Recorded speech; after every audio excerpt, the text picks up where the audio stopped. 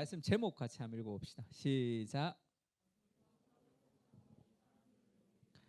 요한복음 6장 1절에서 11절까지 읽을게요. 11절까지 우리 한 절씩 같이 읽겠습니다. 그 후에 예수께서 디베라의 갈릴리 바다 건너편으로 가시매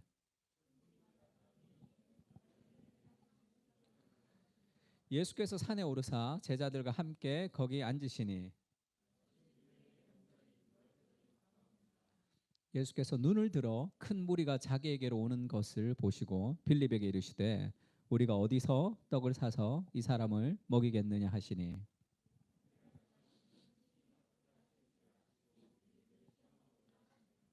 빌립이 대답하되 각 사람으로 조금씩 받게 할지라도 200 데나리온의 떡이 부족하리이다.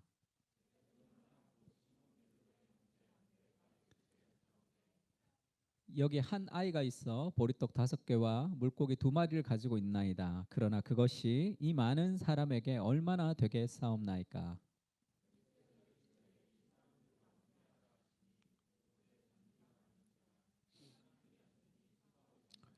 우리 11절 같이 읽을까요? 시작.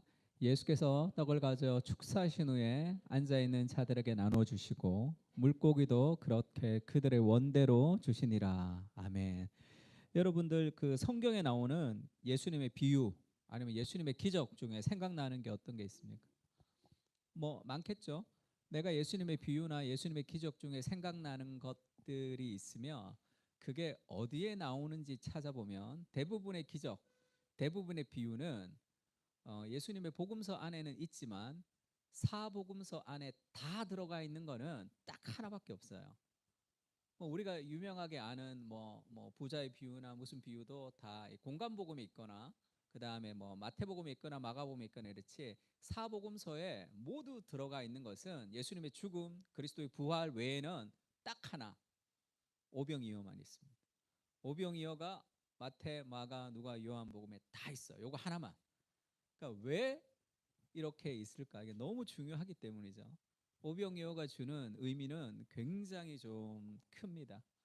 그래서 이제 오병이어 사건, 제가 처음 중학교 때 교회를 갔는데 수련회 때 오병이어의 시간 이렇게 이제 점심 시간을 그렇게 썼어요. 근데 무슨 말인지 몰라가지고 밥 먹는지를 몰랐어. 떡 병자죠. 떡 5개와 이어 물고기 2마리의 사건. 왜 이렇게 어렵게 쓰는지 모르겠어. 다 이신칭이라 그러고 오병이어라 그러고 이런 기적 이렇게 5개의 떡과 2마리의 물고기를 가지고 예수님 5,000명을 먹이신 이런 사건들이 있었습니다. 이것은 기적이라고 얘기하지 않고 요한복음에는 큰 무리가 따르는 이런 병자들의 행하시는 표적을 보았습니다. 이렇게 얘기해요. 표적, 예수님의 기적을 요한복음은 표적이라고 얘기합니다. 표적이 뭐라 그랬죠? 사인이 사인. 그러니까 사인이라 그러면 조금 더 정확하게 이해하려면 아이콘이라고 생각하면 돼요. 우리가 이제 바탕화면에 컴퓨터 바탕화면에 아이콘이 있죠. 아이콘을 클릭하면 정말 폴더 안으로 들어가잖아.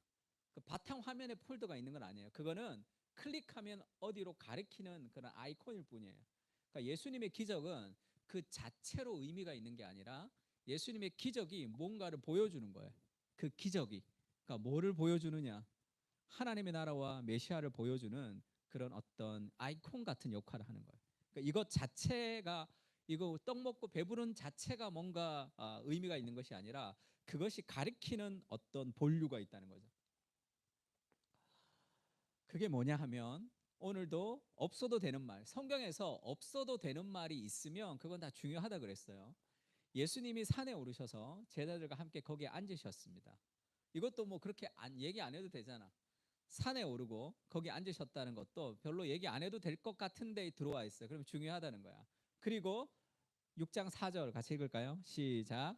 마침 유대인의 명절인 유월절이 가까운지라. 이렇게 안 들어가도 될 거. 별로 중요하지 않은 것 같은데 들어가 있으면 이건 굉장히 중요한 메시지를 주는 거죠. 이 오병이어의 사건과 유월절은 연결돼 있다는 거예요. 유월절이 뭐예요? 출애굽할 당시에 그 어린 양의 죽음, 어린 양의 피를 바르면 그 죽음을 넘어갔습니다. 유월하면 넘을 유자에 넘을 월자예요. 패스오버 넘어갔다는 거죠. 죽음을 넘어갔다는 거예요. 그러니까 어린 양의 죽음을 통해서 그 죽음을 넘어간 사건, 그 유월절이 가까웠다. 특히 요한복음에서는 유월절은 굉장히 중요합니다. 우리가 예수님을 3년 사셨다 이렇게 얘기하죠. 그리고 3년 반을 사셨다 이렇게 추정하는 거예요. 정확하지가 않습니다. 그렇게 추정하는 근거가 어디 있냐면 요한복음이에요. 요한복음이 없으면 예수님이 몇 년 있었는지 우리가 잘 몰라요. 그렇게 추정하는 이유 중에 하나는 요한복음에는 3번의 유월절이 나오기 때문에 그래요. 그래서 예수님이 3번의 유월절을 겪으셨기 때문에 최소한 3년 아니면 3년 반을 사셨을 것이다라고 추정합니다. 첫 번째 유월절은 예수님이 우리가 지난번에 설교했던 성전에서 이 성전을 헐라 그러면 내가 3일 만에 일으키리라 하면서 그리스도의 죽음과 부활을 통한 성전을 얘기하셨고, 세 번째 유월절은 정말로 돌아가세요. 세 번째 유월절에. 그래서 특히 요한복음은 세 번째 유월절로 계속 몰아갑니다. 그 절정으로. 그러니까 그때 예수님이 십자가에서 죽는 게 세 번째 유월절이에요. 그럼 두 번째 유월절에 오병이어의 사건을 이렇게 보여주고 있는 거죠.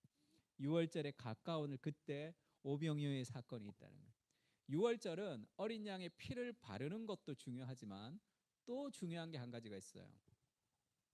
피만 발라서는 안 돼. 고기를 먹어야 됩니다. 고기를 먹어야 돼요. 그리고 나서 유월절이 끝나면 무슨 절기가 시작돼요? 유월절이 그 주일이면 그 월요일부터 붙어서 이어지는 절기가 있는데 그게 무교절입니다. 무교절. 무교 할 때 무효, 효소가 없는 떡을 먹는 그 무교절이 연결돼 있어요. 그래서 유월절 먹기 그러면 두 가지, 떡이랑 고기를 먹는 거예요. 예수님이 마지막 유월절을 앞두고 예수님의 최후의 만찬에도 예수님이 성찬을 하잖아요. 성찬을 하면서 이것을 받아 먹어라. 그렇게 이 떡을 주는 거, 유월절에 먹기는 굉장히 중요합니다. 그 먹는 게 뭘 의미하는 거죠? 먹는 거. 제가 예전에 중학교 때 세례를 받고 성찬을 하는데 예수님의 떡이다, 생명의 떡이다고 예수님의 몸이다 이렇게 해서 목사님이 주시잖아요. 나 예수님의 몸인데 씹기가 너무 죄송한 거야. 그래서 이걸 안 씹고 넘기려고 내가 예수님의 몸이니까 막 씹기 너무 죄송해서 안 씹고 넘기려다가 목이 걸려서 죽는 줄 알았어요. 너무 순수한 마음이긴 하지만 좀 무지했던 거죠. 왜 예수님의 떡을 우리가 먹고 예수님의 몸을 우리가 먹어야 되냐? 유월절에 왜 고기를 먹어야 되느냐? 그것은 연합의 의미가 있습니다. 그리스도가 내 안에서 하나가 되는 연합의 의미가 있어요. 그래서 우리가 성찬할 때 우리가 떡을 먹죠. 마구 씹어서 좋습니다. 예수님이 우리에게 씹히셔서 우리와 함께 연합, 지금도 내 안에 살아계시는 그리스도가 생명의 떡으로 지금도 여기서 함께 살고 있다는 것을 보여주는 그런 연합의 의미가 그 속에 담겨 있어요. 그래서 유월절은 먹는 것과 굉장히 밀접하게 관계되어 있습니다. 또 산에 오르셨으니까 산에 올랐다. 그리고 또 다른 얘기가 있죠. 누가복음 9장 12절에는 예수님이 오병이어의 기적을 베풀었을 때 그때가 빈들이다 이렇게 해요. 빈들. 그리고 산. 그러면 모세가 올라갔던 어떤 신의 산과 이 광야를 연상시킨단 말이에요. 지금 표정이 목사님 그거 너무 오버 아닙니까? 그럼 산이랑 빈들 나왔다고 모세와 이렇게 그런 표정을 짓는데 뭐 그것도 좋은 생각이긴 해요. 베레아 사람들은 데살로니가 사람보다 더 신사적이어서 날마다 성경이 그러한가 상고했다 할 때 그때 세 번역에 보면 그 사람의 말이 맞는지 확인했다 그런 의미가 있습니다. 확인시켜 줄게 내가 확인시켜 줍니다. 약간 이쪽에 오늘 분위기 좋지 않아요. 그거 아닌 것 같은데 이런 표정인데 6장 31절 조금 더 읽어가면 기록된 바 하늘에서 그들에게 떡을 주어 먹게 하였다 함과 같이 우리 조상들은 광야에서 만나를 먹었나이다 이런 얘기가 있죠. 광야의 만나를 얘기합니다. 예수께서 이르시되 내가 진실로 진실로 너에게 이르노니 모세가 너희에게 하늘로부터 떡을 준 것이 아니라 내 아버지께서 너희에게 하늘로부터 참떡을 주시나니 이 모세가 광야에서 떡을 먹은 것은 더 큰 의미가 있다. 그것도 어떤 아이콘인데 그것이 가리키는 본질이 있다는 거죠. 하나님의 떡은 하늘에서 내려 세상에 생명을 주는 것이니라. 그들이 이르되 주여 이 떡을 항상 우리에게 주소서. 예수님이 말씀하시죠. 6장 35절 같이 읽겠습니다. 시작. 예수께서 이르시되 나는 생명의 떡이니 내게 오는 자는 결코 주르지 아니할 터이요 나를 믿는 자는 영원히 목마르지 아니하리라. 아멘. 예수님이 자신을 생명의 떡이다 이렇게 얘기하죠. 이스라엘의 광야에서 하나님이 만나를 주신 것은 그들의 삶에 하나님이 가르쳐주고 싶었던 중요한 레슨이 있었습니다. 그것을 이스라엘이 잘 깨닫지를 못했죠. 광야에서 만나를 준 것은 단순히 배고픔을 면하게 하는 것이 아니라 하나님이 가르쳐주고 싶었던 레슨이 있었어요. 왜 하필 광야로 가지고 데리고 갔을까요? 광야는 인간이 혼자서는 살 수 없는 곳이죠. 물도 없고 양식도 없는 곳이기 때문에 그 광야에서는 그냥 죽어야 되는 곳이라고. 거기에서 살았다면 그것은 하나님의 인도하심이 있기 때문이죠. 그래서 신명기 8장에는 그런 말씀이 있습니다. 내 하나님 여호와께서 이 40년 동안에 내게 광야의 길을 걷게 하신 것을 기억하라. 이는 너를 낮추시며 너를 시험하사 좀 기억해야 돼요. 이따가 설명을 좀 하겠습니다. 내 마음이 어떠한지 그 명령을 지키는지 알려 하심이라. 그 광야에서 40년 동안 방황한 이유가 뭐냐는 거죠. 너를 낮추시며 너를 줄이게 하시며 또 너도 알지 못하며 내 조상들도 알지 못하던 만나를 내게 먹이신 것은, 같이 읽을까요? 사람이 시작.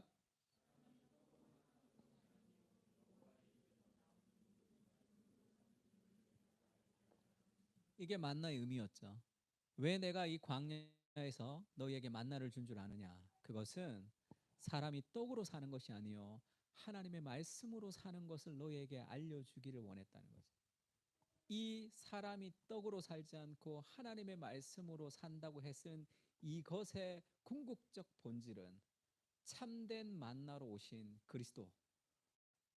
그리스도가 자신의 육체를 찢어서 우리를 먹이셔서 진정한 생명의 떡으로 너희를 먹이시는 그 참된 만나, 참된 양식, 참된 생명의 떡으로 내가 왔다는 것을 보여주는 그림자였다. 그러니까 이 오병이어가 유월절과 이렇게 연결될 수밖에 없는 거죠.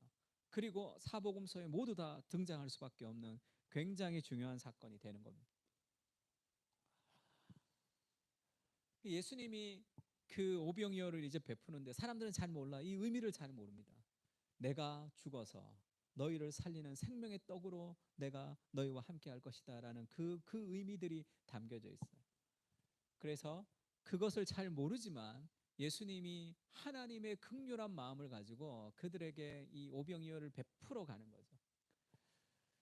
그 후에 예수께서 디베랴 갈릴리 바다 건너편으로 가심이 큰 무리가 따랐어요. 큰 무리가 예수님을 따랐습니다. 왜 큰 무리가 예수님을 따랐을까요? 예수님의 표적을 보았어요. 병자들에게 행하신 표적을 봤습니다. 그러니까 이 기적, 그것은 믿음을 일으키는 것은 아니다 얘기했어요. 우리가 기적을 경험한다고 믿음이 일어나는 것은 아니다 얘기했습니다. 그러니까 이 사람들이 믿음을 가지고 따라하는 것이 아니라 병자들이 고쳐지는 것들을 보면서 예수님의 표적을 보면서 따라갔어요. 무언가 신선한 일이 있을 거다. 뭔가 좋은 일이 있을 거다. 뭔가 나에게 도움이 되는 일이 있을 것이라고 생각했기 때문에 그들이 예수님을 따랐습니다. 그렇게 믿음을 갖고 따른 것은 아니에요.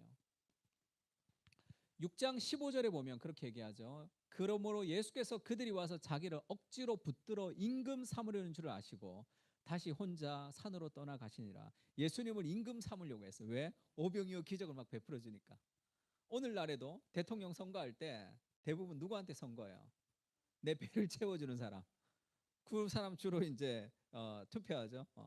나 이 경제적으로 좀 잘 되고 우리 집값 좀 올려주는 사람들, 그것이 이 우리의 그런 어떤 이 본질적인 마음이죠.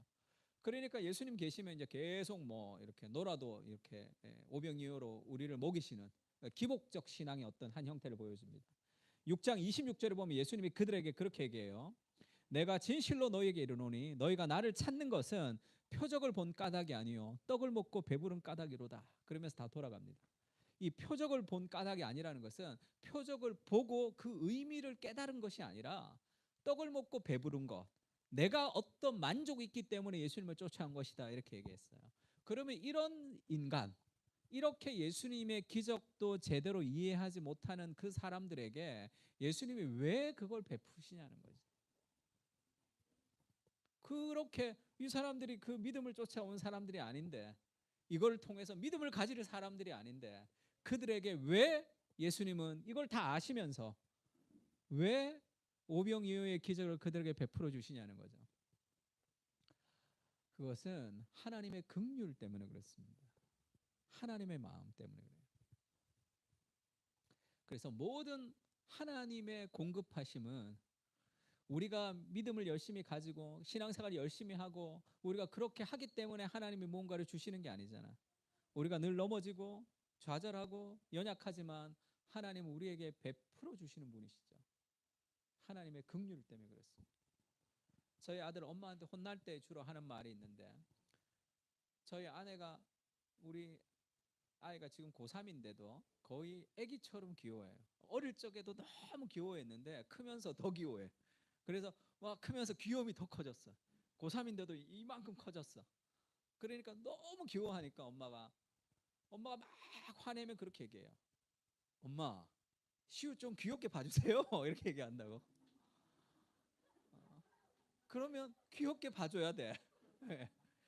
그가 한 잘못된 행동과 그를 향한 귀여움은 이게 상반되는 게 아니란 말이에요. 그가 이런 행동을 했다고 그 귀여움이 사라지진 않는다고. 그러면 귀엽게 봐줘야 되잖아. 귀엽게 봐둘라 그러니까. 순종을 잘하기 때문에 뭐 귀엽게 봐달라 그러면 귀엽게 봐줘야 돼.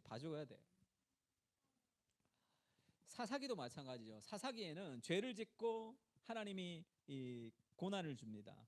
그러고 나면 그들이 부르짖어요. 그럼 하나님이 구원해 주시죠. 그리고 평안하면 다시 죄를 짓는 것이 반복이에요. 이런 반복이 아니라 사실은 이게 하강형 나선 구조라 그래요. 점점 안 좋게 반복돼요. 점점 온니에르부터 삼손까지 계속 안 좋게 반복된다고. 죄 짓고 고난을 당하고 부르짖으면 구원하고 또 괜찮으면 또 죄 짓고, 이게 계속 반복되잖아. 그러면 그들의 부르짖었을 때 또 반복될 거를 구원하지 않으면 되잖아요. 하나님 그렇게 하지 않으시죠. 이스라엘 자손이 여호와의 목전에 악을 행합니다. 그러면 모압 앞 에글론이 강성해서 그들을 대적하죠. 이기질 못합니다. 왜냐하면 이스라엘의 전쟁은 거룩과 순결의 전쟁이기 때문에. 이스라엘의 자손이 모압 앞 에글론을 18해 동안 섬기죠. 그렇게 힘들잖아. 이스라엘 자손이 여호와께 부르짖음에 여호와께서 그들을 위하여 구원자를 세우셨다 할 때, 이때의 부르짖음은 회개가 아니에요. 회개하다라는 그 단어가 쓰이지 않고 고통 가운데 부르짖는다는 단어가 쓰였습니다. 그러면 왜 그들을 구원하죠? 그들이 고통스럽기 때문이죠. 하나님이 그것을 긍휼히 여기신단 말이에요. 너 구원하면 너 또 이러겠지. 너 또 죄짓지. 또 죄짓지. 그래서 내가 한두 번 속아? 내가 안 해. 그렇게 하지 않는다고. 우리의 삶의 연약함, 우리의 삶의 부족함, 그것을 넘어서는 하나님의 긍휼이 있습니다. 우리를 먹이고 싶은 그 하나님의 긍휼이 있다. 아버지가 자식을 긍휼히 여긴 같이 여호와께서는 자기를 경외하는 자를 긍휼히 여기시나니. 14절을 같이 읽을까요? 시작. 이는 그가 우리의 체질을 아시며 우리가 단지 먼지뿐임을 기억하심이로다. 정말 좋은 구절이죠. 그가 우리의 체질을 아시고 우리가 단지 먼지뿐임을 기억하심이라. 먼지라는 단어보다 더 정확하게 번역하려면 우리가 흙, 티끌, 우리가 흙인 것을 기억한다. 우리가 흙으로 만들어진 참 연약한 인생인 것을 하나님이 우리를 다 이해하시기 때문에 하나님이 우리를 긍휼히 여기신다는 거예요. 오늘도 넘어지고 내일도 넘어지지만 끝없는 하나님의 긍휼이 우리에게 있다는 거예요. 예수께서 눈을 들어서 큰 무리가 자기에게 있는 것을 보셨습니다. 눈을 들어 보셨다는 것은 그들을 긍휼히 여기셨다는 뜻이에요. 마가복음에는 예수님께서 무리를 불쌍히 여기노라, 내가 무리를 불쌍히 여기노라, 그들이 나와 함께 있는 지가 이미 사흘이 지났으나 먹을 것이 없도다. 그것을 예수님이 불쌍히 여긴다. 이때 불쌍히 여기다는 말은 히브리 사람들이 불쌍하다는 것은 이 창자, 인간의 몸의 가장 가운데 있는 곳이 아프다. 우리도 창자가 끊어진다 이렇게 얘기하죠. 그래서 지금 이 불쌍히 여긴다는 말은 이 내장, 인간의 창자를 얘기하는 단어가 쓰였습니다. 예수님이 굉장히 가슴 아픈 거예요. 그들의 고통, 그들의 아픔에 긍휼히 여기시는 것이 하나님의 마음이신 것을 그리스도께서 보여주시는 거죠. 마태복음에 보면 그런 말씀이 있습니다. 예수께서 무리를 보시고 민망히 여기시니 저들이 목자 없는 양같이 고생하며 유리함이라 이렇게 얘기하죠. 예수께서 무리를 보시고 민망히 여기시니 마태가 쓴 거죠. 예수님이 입술을 통해서 나 민망해 이렇게 얘기를 하지 않았어요. 말하지 않았다고. 근데 예수께서 무리를 보시며 민망히 여기신다는 것을 마태가 어떻게 알고 예수께서 무리를 보시고 민망히 여기신다는 것을 썼을까요? 예수님의 표정이겠죠. 예수님의 눈, 예수님의 목소리. 그것이 예수님께서 저 무리들을 정말로 불쌍하게 여기신다는 것을 알았습니다. 예수님이 그것을 통해서 우리에게 뭘 보여주시는 거죠? 하나님의 마음을 우리에게 보여주시는 거예요. 우리 연약함을 불쌍히 여기시는, 우리가 죄를 지을 때 하나님이 분노의 화살을 가시는 분이 아니라 불치의 병에 걸린 아이를 바라보듯이 안타까움으로 바라보시는 하나님의 긍휼을 우리에게 보여주시는 거예요. 예수님은 우리를 불쌍히 여기십니다. 여전히 믿지 않을 그들을 불쌍히 여기셔서 예수님이 오병이어의 기적을 베풀어 주시는 거죠. 달리다굼도 마찬가지죠. 죽은 여자아이를 살렸습니다. 달리다굼, 소녀야 일어나라, 그렇게 해서 일어났어요. 사람들이 막 놀라죠. 죽은 소녀가 일어났으니까. 어마어마한 사건이 벌어졌습니다. 마지막에 5장 43절은 예수께서 이 일을 아무에게도 알지 못하게 하라고 그들을 많이 경계하시고 이에 소녀에게 먹을 것을 주라 하시니라. 저는 이 말씀이 좋습니다. 소녀가 일어났어요. 죽은 지가 오래된 소녀를 살렸습니다. 그 기적의 현장 다 난리 났겠죠. 그때 예수님은 얘가 배고프다는 것을 아는 거죠. 왜? 걔가 오래 거기 누워 있었으니까. 다 놀라는 그 기적의 현장에서 예수님이 이 여자애가 배고프다는 걸 압니다. 얘 먹을 것을 좀 주라 이렇게 얘기하죠. 하나님이 우리를 향한 마음이라 긍휼이죠. 내가 무리를 불쌍히 여기노라. 그들이 나와 함께 있은지 이미 사흘이 지났으니 먹을 것이 없도다. 만일 내가 그들을 굶겨 집으로 보내면 길에서 기진할 것이다. 그 중에는 멀리서 온 사람도 있느니라. 이것도 마가복음에 나오는 기적입니다. 칠병이어의 기적을 예수님이 베푸실 때도 예수님이 동일한 말씀을 하셨어요. 제가 예전에 고등학교 3학년 말쯤에 저희 교회에 어떤 선생님이 오셨어요. 그 교사로 오셨는데 그분이 이제 내비게이터 출신이었어요. 아주 강하게 율법적으로 우리를 훈련시켰습니다. 그거는 별로 좋지 않았어요. 율법적으로 훈련시키는 것은 좋지 않았지만 그분을 통해서 복음이 무엇인지를 깨달았어요. 고3 때 저한테 이제 말씀을 하셨죠. 내가 천국 가냐, 죽으면 천국 가냐 이런 얘기를 막 물으셨고 그렇게 이제 하셨던 분이 계셨어요. 그분이 이제 나중에 저희 청년부 전도사님으로 오셨는데 정말 열심히 배웠습니다. 정말 열심히 배웠어요. 매일 전도 나가고 뭐 하여튼 그때가 제일 내 인생에서 정말 열심히 모든 것을 수용할 때였어요. 근데 이제 그 장신대를 다니셨기 때문에 서울로 가셨어요. 서울로 가시고 저는 대구에 있었습니다. 그때는. 근데 막 열심히 막 한 1년 정도를 배우다가 그 배움이 이제 스톱이 되니까 갈증이 있는 거예요. 교회 생활에서. 내가 더 훈련 받고 싶은데 그 훈련 받을 수 없다는 것이 갈증이 있었습니다. 그러다 어느 날 큐티하다가 하나님이 그 마음을 주셨어요. 교회를 서울로 가야 되겠다는 생각이 들었습니다. 대학교 2학년 때인데. 그러면서 여러 가지 알아봤어요.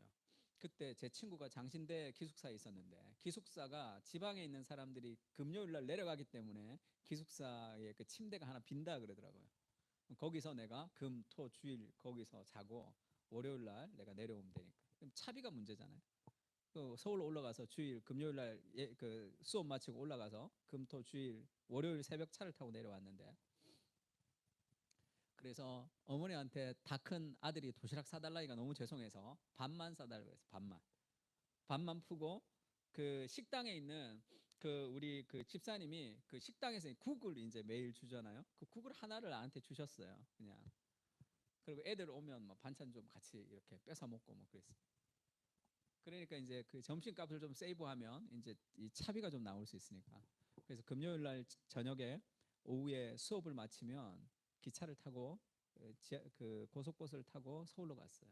그래서 금요일 저녁 기도회 토요일 낮에 전도, 토요일 저녁에 강단 기도회, 그 다음에 주일 예배를 드리고, 그 다음에 마지막에는 그 주일학교 아이들 가르치고, 그리고 월요일 새벽 차를 타고 내려오는 생활이 반복됐습니다.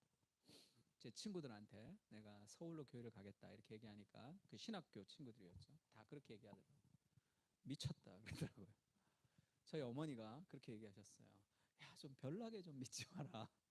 제발 좀 별나게 좀 믿지 마라. 좀 그렇게 좀 믿지 마라. 그러니까 늘 그렇게 말씀하여 주셨어요. 그래서 제가 확신했습니다. 아, 하나님이 기뻐하시겠구나라는 것을 좀 확신했는데 힘들잖아요. 매일 그렇게 갔다 오는 게 너무 힘들어서 어느 날은 몸도 지치고 마음도 지치고 좀 그래서 특히 이제 월요일 날 내려올 때가 제일 힘들어요. 4시간 반 정도 걸렸습니다. 그때는. 그래서 뭐 주일날 밤을 새요. 어떨 땐 밤을 새고 딱 고속버스 타고 쭉 자고 일어나면 이제 아침에 떨어지니까. 그리고 이제 그 화요일부터 수업을 가고 이래서 몸도 마음도 좀 어느 날 어느 순간에 좀 지칠 때가 있었어요. 그때 이 구절을 읽었습니다. 예수님이 오병이의 기적을 베푸시죠. 기적을 베푸시면서 그렇게 얘기해요. 내가 무리를 불쌍히 여기는데 만일 내가 그들을 굶겨 집으로 보내면 길에서 기진할 것이다. 왜 그러냐 하면 그 중에는 멀리서 온 사람들도 있느니라. 이 구절이 제 마음을 탁 박았습니다. 그 5천 명이나 되는 그 많은 사람들이 있었지만 예수님은 아시는 거죠. 그 중에는 멀리서 오는 사람이 있다는 걸 예수님이 아시다. 그래서 내가 그들을 먹이고 싶은 거죠. 그게 내 마음에 엄청난 위로가 됐습니다. 예수님이 아시는구나. 내가 멀리서 이렇게 고생하며 오는 것을 예수님이 아신다는 그 생각만 해도 마음의 위로가 됐어요. 그 다음부터 지금까지 평생을 한 번도 예배를 드렸는데 내 삶에 은혜가 없었던 적은 없습니다. 그렇게 간절하게 갔었던 그 날마다 하나님 부어주시는 은혜가 있었어요.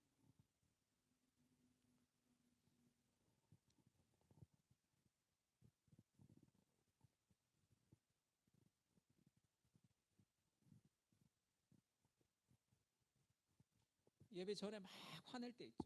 누군가가 막 갈등이 있을 때가 있습니다.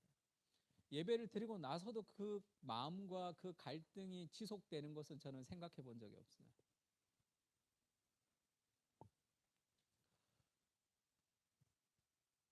그것이 하나님이 우리의 삶의 공급자가 되시는 거죠. 우리의 필요를 아시는 하나님께서 우리를 채워주시는 분이시다라는 걸 보여줘요. 단순히 우리의 먹을 것을 채워주는 것이 아니라 그리스도가 죽음을 통해서 그 유월절 먹기를 통해서 우리와 연합해서 함께 내 안에 생명으로 역사하시는 분이신 것을 보여주는 거죠. 내가 너와 함께 있다. 그 생명으로 하나님이 우리 가운데 그 공급자가 되시는 거죠. 우리 주님의 그 모든 것이라는 가사죠. 주님의 그 모든 것이 내 삶을 가득 채우네. 내 모든 갈증과 필요 주 사랑으로 만족시키니 부족함 없네. 그 가사가 뭐야? 나의 공급자 또 내 생명. 놀라우신 하나님. 인생의 공급자가 누구냐 묻는 거죠. 마귀가 우리를 시험합니다. 이 돌을 떡덩이가 되게 하라는 그 광야의 시험의 핵심이 뭐죠? 사람이 무엇으로 살아가느냐네. 누가 너의 인생의 주인이냐? 누가 너의 공급자냐? 네가 네 힘으로 열심히 살아서 네가 너를 공급하는 공급자가 돼야 된다 이렇게 묻는단 말이에요. 예수님이 사람이 떡이 아니로 하나님의 말씀으로 산다라는 그 신명기 말씀을 그대로 그 광야에서 시험을 승리하십니다. 하나님이 우리의 공급자가 되신다는 삶의 확신이 있을 때 그때 우리가 삶을 나눠주는 삶을 살 수 있어요. 도전하고 우리가 나갈 수 있습니다. 하나님이 내 삶에 함께 하시는구나. 하나님이 나를 채워주시는구나. 하나님이 나의 형편을 아시는구나라는 그 삶의 확신이 그 다음부터 뭐가 나아진 적이 없어요. 늘 뭐 그러면 누가 막 차비를 막 줘가지고 편하게 막 왔다 갔다 해본 적이 없습니다. 목사님이 한번 비행기 표 한번 주신 적은 있어요. 자기 대구에 집회 갔다가 없는 비행기 표 하나 주셔가지고 제가 비행기 타고 한번 간 적이 있습니다. 그때는 촌놈이라 비행기가 김포에서 거기까지 가는 게 더 먼지를 몰랐어요. 거의 우리 집에서 비행기장 가서 기다려서 비행기 타고 그 김포 가서 김포에서 다시 교회 갔더니 늦었더라고. 네, 가는 것보다 늘 힘들었지만 그 다음부터 힘들다라는 생각을 해본 적이 없어요. 하나님이 나를 아시고 하나님이 내 인생의 공급자라는 것을 하나님이 내 마음에 위로를 주셨기 때문에 그렇습니다. 그 우리의 삶의 공급자가 되시는 그 하나님이, 그 예수님이 또 그렇게 얘기하시죠. 눈을 들어 큰 무리가 자기에게 오는 것을 보시고 빌립에게 말하되 우리가 어디서 떡을 사서 이 사람들을 먹이겠느냐 이렇게 말씀하셨습니다. 왜 이렇게 말씀하셨냐 하면 친히 어떻게 하실지를 아시고 빌립을 시험하고자 하심이라. 빌립을 시험하고자 할 때 이 시험은 그게 생각나야 되죠. 우리 아까 읽었던 광야에서 40년 동안 방황했던 그 이유가 뭐냐? 그것을 어떤 시험, 그때 시험이라는 것은 사람이 떡으로 살지 않고 하나님의 입으로 나오는 말씀으로 산다는 것을 알려주기 위한 삶의 테스트라고 할 수 있습니다. 빌립에게도 동일하게 묻는 거죠. 이 광야에서 이 사람들이 무엇을 어떻게 먹이겠느냐 묻습니다. 어디서 떡을 사서 사람들을 먹이겠느냐 이렇게 얘기하죠. 마태복음에는 그렇게 얘기합니다. 예수께서 이르시되 갈 것이 없다. 너희가 먹을 것을 주라 이렇게 얘기해요. 뭐 있어야 주지. 그 오병이어의 기적의 한가운데서 너희가 먹을 것을 주라 이렇게 얘기하죠.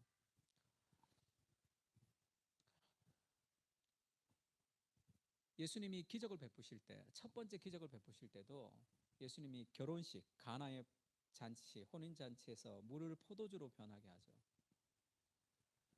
다른 사람은 모릅니다. 그냥 그 포도주를 마시면서 행복하고 기쁨을 누리는 사람들이 있죠. 오병이어의 기적에 배고픔을 면하는 그런 간증을 하는 사람들도 있습니다. 근데 물도온 하인들은 알더라. 그렇게 성경에 그렇게 나오죠. 물도온 하인들만이 아는 기쁨이 있습니다. 내가 포도주를 먹지 않아도 그것이 하나님의 통로가 되어서 하나님과 하나님의 나라를 동참해서 일하는 사람이 누리는 삶의 기쁨이에요. 그 오병이어에 예수님이 그 제자들을 동참시키죠. 너희가 먹을 것을 주라 이렇게 얘기합니다. 요한복음에는 예수님이 먹을 것을 주었다고 나와요. 예수님이 먹을 것을 주었지만 예수님이 이 제자들을 통해서 먹을 것을 주기를 원하죠. 너희가 먹을 것을 주라. 그럼 제자들이 어떻게 반응하겠어요? 각 사람에게 조금씩 받게 할지라도 200데나리온의 떡이 부족합니다. 이렇게 얘기하죠. 내 삶의 결핍을 보는 거예요. 하나님, 이 앤디 스탠리가 비전 이어링에서 그런 얘기했어요. 하나님에게는 어떻게가 중요하지 않다. 하나님이 하신다는 거예요. 하나님이 찾는 것은 누가 할 거냐는 거죠. 사람들은 자기 삶의 결핍을 봅니다. 내가 별 능력이 없어요. 내가 늘 부족합니다. 내가 형편없어요. 그래서 무언가 하나님을 위해서 자신 있게 일하지 못하는 거죠. 200데나리온의 떡이 부족합니다. 삶의 결핍에 시달리면 결국은 삼손 같은 삶으로 끝이 나요. 왜 그렇죠? 내 삶의 결핍을 채우고 싶거든. 내가 좀 부족한 걸 자꾸 채우고 싶거든요. 그러면 정욕을 따라 살아가는 삶을 살아갈 수밖에 없습니다. 내가 부족한 걸 아무리 채워도 나는 부족해요. 형편없습니다. 그러나 물고기 2마리, 보리떡 5개 정도만 있어도 다 많은 사람들을 먹일 수 없는 그 작은 내 삶의 무엇이지만 그것이 누구의 손에 사용되느냐의 문제인 거죠. 그러면 우리의 재능, 우리의 시간, 우리의 연약함을 통해서 하나님이 기적을 베푸신다. 그 마음이 좀 있어요. 우리는 너무 많은 시간 우리의 결핍에 그 매몰되는 그런 느낌이 좀 있습니다. 합리적이죠. 합리적이에요. 굉장히 이성적입니다. 그러나 오늘날의 삶의 비극은, 오늘은 자연주의 세계관 속에 살고 있죠. 우리가 자연주의, 물질주의 세계관 속에 살고 있습니다. 그래서 오늘날의 삶에는 합리적이지만 의미가 없어요. 왜냐하면 초자연의 세계를 잘라서 내버렸기 때문이죠. 우리가 직장생활, 가정생활 하는 것은 이 하나님과 전혀 연결되지 않는 그런 삶을 살아갈 때가 많습니다. 직장은 힘들고 가정은 힘들고 이 초자연이 개입할 그런 상황이 없이 이 자연적인 생각을 가지고 살아가는 거예요. 이것이냐 저것이냐의 고민만 한단 말이에요. 하늘의 생각이 좀 내려와. 제3에 대한 하나님이 우리에게 마음에 감동을 부어주시는 삶의 선택기가 있단 말이에요. 그 선택지가 있다고. 그걸 좀 열어놔야 돼요. 그래서 초자연의 세계가 우리 속에 들어오도록, 보이지 않는 하나님의 나라가 내 삶 가운데 들어오도록, 이것 따지고 저것 따지고 A냐 B냐의 선택이 아니라 상상할 수 없는 하나님의 대안이 우리 마음을 가득 채운단 말이에요. 그렇게 벅찬 감격으로 우리의 삶을 나가면서 선택할 수 있어야 되는 거죠. 그것을 할 수 없는 이유가 뭐냐면 내가 매몰되어 있는 삶에 결핍이 있단 말이에요. 200데나리온 떡이 더 부족합니다. 거기에 매몰되어 있는 거죠.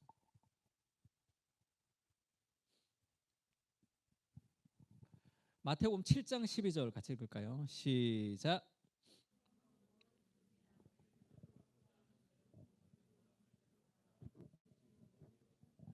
그러므로 무엇이든지 남에게 대접받고자 하는데 남을 대접하라. 그것이 율법이요 선지자다. 이렇게 얘기했습니다. 뭐 있어야 주지. 나도 부족한데 하나님 어떻게 줍니까? 나도 돈도 없고 시간도 없고 내가 내 삶을 살아가야 되는 개인주의의 그런 어떤 특징이죠. 다른 사람을 위해서 시간과 돈과 에너지를 허비하는 것 자체를 싫어하는 그런 시대를 살아가고 있는. 어떻게 내가 다른 사람을 대접할 수 있습니까? 이 위의 구절을 읽어야 돼요. 그러므로 이렇게 되어 있으니까 7장 7절에 예수님이 그렇게 얘기하죠. 구하라 그러면 너희에게 주실 것이다. 찾으라 찾아낼 것이다. 문을 두드리라 그리하면 너희에게 열릴 것이다. 구하는 이마다 받을 것이고 찾는 이는 찾아낼 것이고 두드리는 이는 열릴 것이다. 너희 중에 누가 아들이 떡을 달라 하는데 돌을 주며 생선을 달라 하는데 뱀을 줄 사람이 있겠느냐. 너희가 악한 자라도 좋은 것으로 자식에게 줄 줄 알거든. 하물며 하늘에 계신 너희 아버지께서 구하는 자에게 좋은 것으로 주시지 않겠느냐. 하나님이 너의 인생의 후원자가 되어서 너의 인생을 공급하시는 분이시다라는 삶의 확신을 주시죠. 그리고 나서 그러므로 무엇이든지 다른 사람을 대접하며 살아가라. 무엇이든지 그 통로가 되어서 하나님의 은혜를 나눠주는 삶을 살아가라 이렇게 얘기하죠. 하나님이 우리의 공급자가 되신다는 삶의 그 확신이 우리를 두려움에서 우리를 해방시킨다. 그때 우리의 삶을 도전할 수 있습니다. 왜 이렇게 불평이 많은지 알아요? 정치도 불평하고 세상도 불평하고 직장도 불평하고 가정도 불평하고. 왜 불평이 많냐 하면 불평을 사라지게 하는 유일한 방식이 있다면 그것을 소명으로 알고 무언가를 시작해야 돼요. 한국 교회가 왜 이 모양이야? 목사들이 왜 이 모양이야? 저는 그렇게 욕하고 싶지 않습니다. 내가 우리 교인 한 사람 한 사람을 건강하게 하나님 나라를 위해서 세워가고 내가 맡겨진 하나님의 역할들을 내가 최선을 다해서 행하면서 나는 그 일들을 하고 있다고 생각해. 그렇게 시작하는 거죠. 직장에 뭔가 좀 이렇게 안 좋은 일들이 있습니까? 그것을 변화시키기 위해서 내가 무언가를 시작하면 돼요. 행하면 된다고. 그것을 트라이 해야 된단 말이에요. 그때 하나님의 역사가 우리를 통해서 보여주는 거죠. 뭐 여러 가지 많은 영역들이 있습니다. 삶에 지금 내가 속한 내 삶의 영역에서 무언가를 출발해야 돼. 그것을 나가야 됩니다. 그것에서 하나님이 시작하는 거죠. 그게 불평 없이 우리가 살아갈 수 있는 힘이에요. 왜 불평하는지 알아요? 내가 뭔가를 하지 않기 때문에 그래요. 그 영역을 변화시키기 위해서 뭔가를 하지 않기 때문에 그래요. 작아도 괜찮아요. 작지만 우리 가정, 우리 교회, 우리 직장, 하나님이 내 삶에 주시는 감동을 따라 무언가를 행하는 거예요. 뭔가를 시작해야 됩니다. 내 삶의 작은 것을 통해서 하나님의 역사들이 일어나는 거죠. 누가복음 6장 38절 제가 참 좋아하는 구절인데 한번 읽어볼까요? 시작.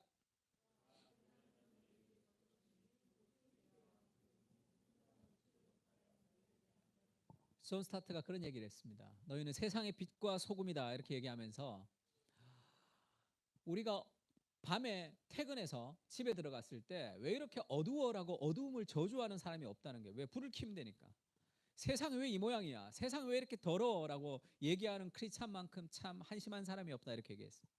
왜 세상이 어둡냐 하면 그리스도인들이 빛을 내지 못했기 때문에 그래요. 왜 세상이 어둡냐 하면 우리가 빛을 내지 못하는 거죠. 우리의 책임감을 좀 가져야 돼요. 하나님의 비전은 두 가지로 오는데 하나는 슬픔을 동반해요. 이 땅 가운데 이루어지지 않는 하나님의 세계가 있습니다. 그 슬픔. 그 다음에 두 번째는 도덕적 책임감. 내가 안 해도 될 일인데 내가 안 하면 마치 죄를 짓는 것 같은 그런 느낌이 들 때가 있어요. 그래서 하나님의 사람들은 오지랖 넓다 그러죠. 그럴 수밖에 없어. 왜냐하면 그걸 지나갈 수 없단 말이에요. 내가 안 해도 될 일인데 마치 내가 안 하면 뭔가 죄를 짓는 것 같은 그런 부담감을 막 하나님이 주신단 말이에요. 그러면 그것을 나의 결핍에 집중하지 말고 하나님의 손에 맡기면서 출발해야 돼요. 행해야 돼요. 정치가 이 모양이야 뭔가를 하세요. 사회가 이 모양이야 뭔가를 해야 돼.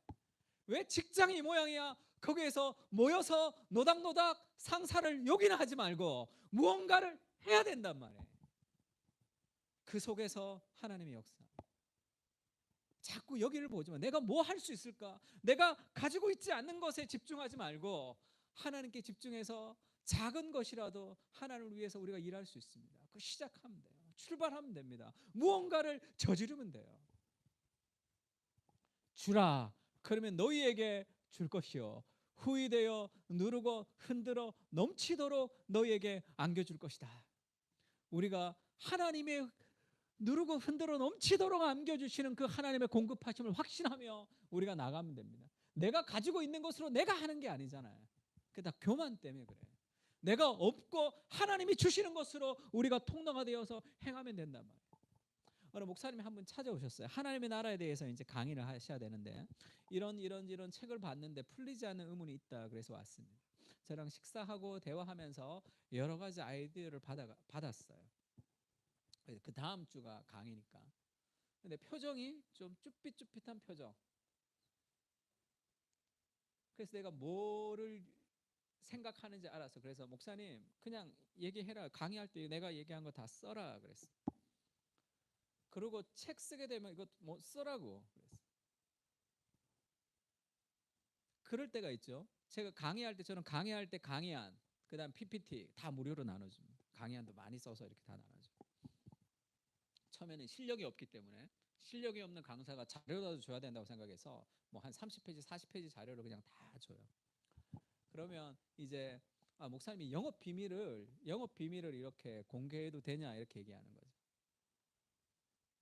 저는 그게 내 것이라고 한 번도 생각해 본 적이 없어요. 내가 태어나면서 내가 아는 것도 아니잖아요.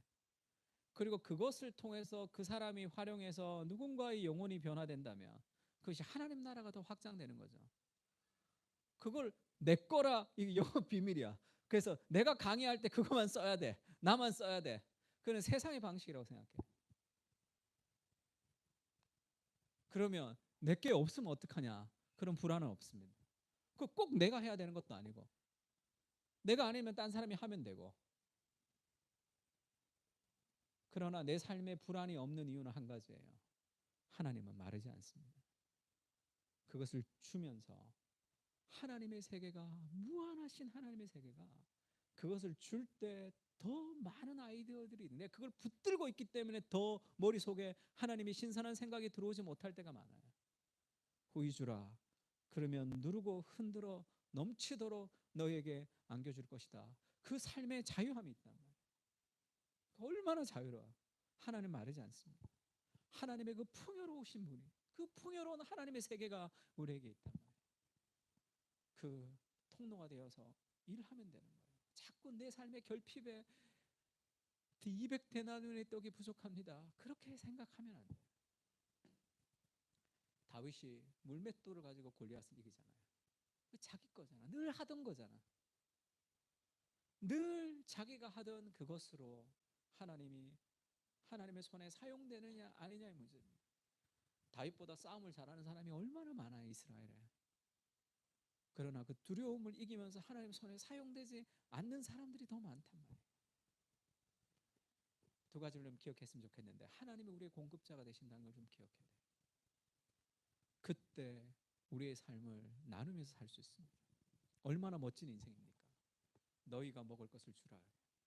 그래서 물떠온 하인들이만 경험하는 그 놀라운 경험이 있다. 하나님의 역사에 동참하는 사람들만 누릴 수 있는 그런 익사이팅한 인생이 있단 말이에요. 그것을 시작해요. 두 가지 좀 기억하면서 한번 찬양했으면 좋겠는데요. 날이 저물어 갈 때, 빈들에서 걸을 때,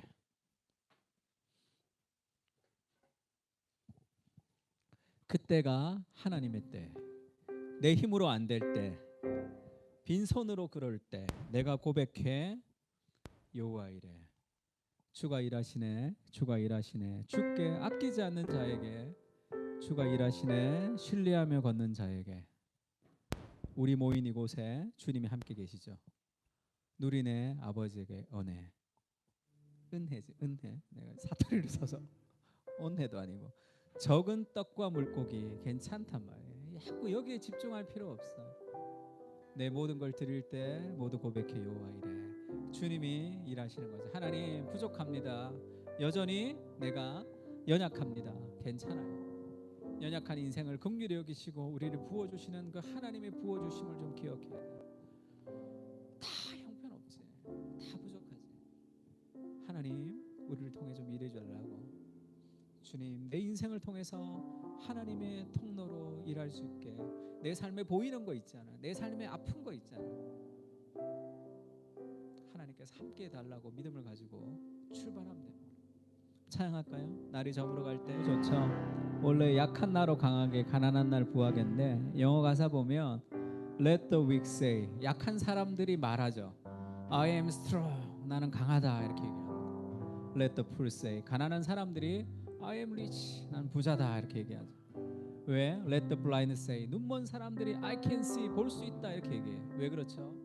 It's what the Lord has done me, 주님께서 내 안에 이루어 놓으신 그 일 때문이죠. 예수님이 내 안에 이루어 놓으신 그 일 때문에 우리가 그것을 다 할 수 있습니다. 생명의 떡으로 우리에게 오신 그리스도가 우리 안에 있죠. 내가 약한 거, 내가 눈먼 거, 내가 부족한 거, 거기에 집중하면서 무언가 움직이지 못하는 거죠. 부족해도 괜찮아요. 연약해도 괜찮습니다. 형편없는 인생을 통해서 일하시는 하나님의 위대하심을 우리 인생 가운데 좀 보여줘야 될 거 아니에요. 하나님이 나같이 이렇게 완전히 병신 같은 인생을 통해서도 하나님이 일하시는구나를 통해서 하나님의 위대하심이 드러나요. 같이 한번 Let the weak say 한번 찬양합시다. 우리 한번 기도했으면 좋겠는데, 오늘 말씀을 좀 생각하면서 주님 나는 약합니다. 주님 200데나리온의 떡이 있어도 이 사람들 다 먹이지 못합니다. 거기에 삶의 결핍에 집중하지 말고 하나님이 우리를 통해서 일하시는 그 일하심에 우리를 좀 드리며 살아갈 수 있게 해달라고. 그때 하나님의 공급하심을 우리가 누릴 수 있도록 출발하고 나누며 하나님이 우리의 삶에 공급하시는 그 위대하신 하나님의 통로로 주님 우리를 드리며 살 수 있게 해달라고. 내 삶의 작은 일상에서부터 우리의 삶의 하나님 나라를 위해서 살아갈 수 있게 해달라고 같이 한번 기도했으면 좋겠습니다. 다 같이 기도하겠습니다. 주님 우리는 연약합니다. 그러나 할 수 있습니다. 주님 우리는 연약하며 늘 넘어지며 오늘도 우리의 삶에 자신이 없이 살아가는 것이 많습니다. 그러나 주께서 내 안에 이루어놓으신 그 일을 바라보며 살아갈 수 있게 주여 도와주십시오. 나는 약합니다. 그러나 주님으로 인해서 우리는 강해질 수 있습니다. 주님 아버지 하나님 함께 해주십시오. 주께 주께서 우리에게 행하신 그 일을 우리가 붙들며 살아갈 수 있게 주님 도와주시옵소서. 우리 안에 결핍에 집중하지 않고 하나님 우리를 공급하시는 분이시고 너희가 먹을 것을 주라 말씀하시는 그 하나님의 음성을 듣고 우리가 우리의 삶의 그런 삶의 현실에서 우리 눈에 보이는 그 모든 것들을 우리의 슬픔과 우리의 도덕적 아픔을 통해서 우리에게 소명으로 일하시는 하나님 앞에 우리 인생을 드리며 살아갈 수 있게 주여 도와주십시오. 우리 가정 안에 이루어지지 못한 하나님의 나라의 아픔들을 위해서 우리가 헌신하며 주님 우리 교회 안에 아직도 이루어지지 못한 하나님 나라의 아픔들을 위해서 우리가 나아가며 살아갈 수 있게 우리 직장과 우리가 속한 모든 것에서 하나님 우리의 삶에 한 발 더 디디며 주께서 우리의 공급자가 되시며 물도온 하인들만이 누릴 수 있는 그런 참된 기쁨들을 우리가 누리며 살 수 있게 주님 도와주시고 우리 안에 하나님의 생명력을 가지고 살아갈 수 있게 주님 도와주옵소서. 더 풍성하신 하나님의 은혜를 가지고 지금도 내 안에 살고 있는 그리스도께 집중하며 살아갈 수 있도록 주여 도와주시고 내가 약하고 가난하고 눈먼 것에 집중하지 않고 살아갈 수 있게 주님 도와주시옵소서. Let the weak say 하나님 우리는 연약합니다. 늘 넘어집니다. 그러나 우리를 끝없이 사랑하시는 그리스도의 긍휼로 우리가 다시 일어설 수 있습니다. 우리가 회개했기 때문에 하나님이 용서해 주시는 것이 아니라 하나님의 긍휼이 우리를 용서해 주는 것을 우리가 기억하며 살아갈 수 있게 주여 도와주십시오. 사람이 떡으로 살지 않고 하나님이 주시는 말씀으로 살아갑니다. 우리에게 생명의 떡으로 오셔서 그리스도의 죽음과 부활을 통해 유월절 먹기를 통해 지금도 우리 안에 연합해져서 함께 살고 계신 예수님, 우리가 매번 성찬을 할 때마다 지금도 나와 연합하시는 그리스도를 생생히 느끼고 우리가 감사합니다. 주님,